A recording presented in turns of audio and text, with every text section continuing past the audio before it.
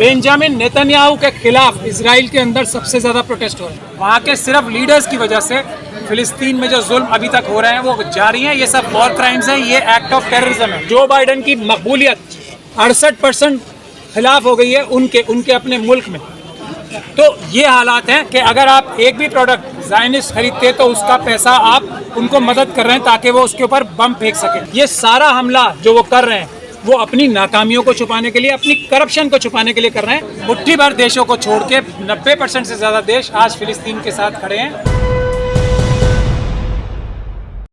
दुआ करना बल्कि फिलिस्तीन के मजलूमों के साथ खड़े रहना।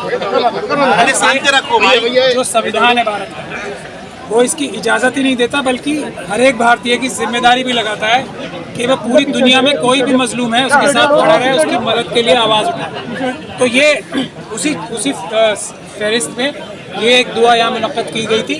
ना सिर्फ दुआ की गई, मैं तो बल्कि ये भी कहूँगा कि पूरी दुनिया में अगर आप देखेंगे जो वहाँ के स्टेट हेड्स हैं, जो वहाँ की लीडरशिप है, वो आवाम की आवाज़ सुन के पूरी दुनिया के आज 90% से ज़्यादा देश, मुट्ठी भर देशों को छोड़ के 90% से ज़्यादा देश आज फिलिस्तीन के साथ खड़े हैं। लेकिन कुछ लीडरों की वजह से, कुछ मुल्कों की लीडरशिप की वजह से, जिसमें अमेरिका, यूके और इजराइल शामिल हैं, वहाँ के सिर्फ लीडर्स की वजह से फिलिस्तीन में जो जुल्म अभी तक हो रहे हैं वो जारी हैं। ये सब वॉर क्राइम्स हैं, ये एक्ट ऑफ टेररिज्म है जो बेंजामिन नेतन्याहू और दूसरे दुनिया के कुछ मुट्ठी भर लीडर्स अपनी आवाम के खिलाफ जाके कर रहे हैं। ये एक्ट ऑफ टेररिज्म है। इसके खिलाफ सभी को आवाज़ उठानी चाहिए, इस आतंकवाद के खिलाफ।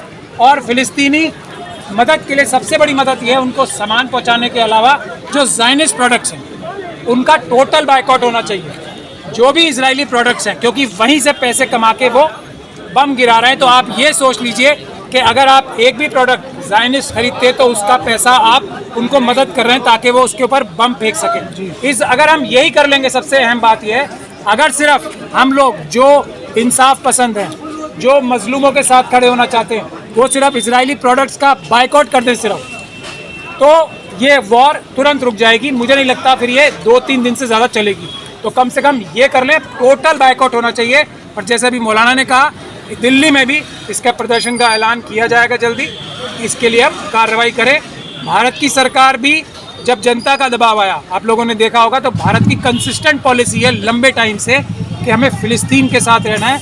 आज भी इंडिया की डिक्लेयर्ड पॉलिसी है, इंडिपेंडेंट, आज़ाद, खुद मुख्तार फिलिस्तीन के लिए इंडिया की डिक्लेयर्ड पॉलिसी है। वहाँ पे मदद पहुँचाना इंडिया की डिक्लेयर्ड पॉलिसी है। वहाँ पे मदद इंडिया पहुँचा भी रही है। वहाँ के ऊपर जो जुल्म हो रहे हैं उसके खिलाफ भी इंडिया ने UN रेजोल्यूशन में साइन किया है। सिक्योरिटी काउंसिल ने कल रेजोल्यूशन पास किया है कि वहाँ पर फौरन जंग बंदी होनी चाहिए और वहाँ पर तुरंत वहाँ पे मजलूमों को सामान पहुँचाना चाहिए, खाना पहुँचाना चाहिए, दवाइयाँ पहुँचानी चाहिए।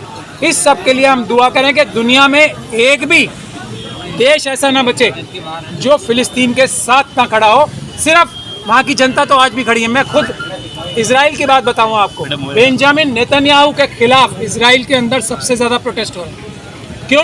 क्योंकि ज़ायनिज़्म में फ़र्क है, यहूदियत और ज़ायनिज़्म में भी फ़र्क है। आज दुआ की ये क्या कह रही है? दुआ के अलावा मैं कह रहा हूँ साथ खड़े हैं। ये भी ऐलान है कि पूरी दुनिया के सारी आवाम, सारी जनता, कुछ लीडरों को छोड़कर मैं बता रहा हूँ दुनिया के। कौन लीडर है? जैसे जो बाइडन है, जैसे ऋषि सुनाक है, जैसे मैक्रोन है, इन कुछ मुट्ठी भर लीडर्स को छोड़ के इनके खुद के मुल्कों में अगर आप देखेंगे तो जो बाइडन की मकबूलियत 68% खिलाफ हो गई है उनके अपने मुल्क में।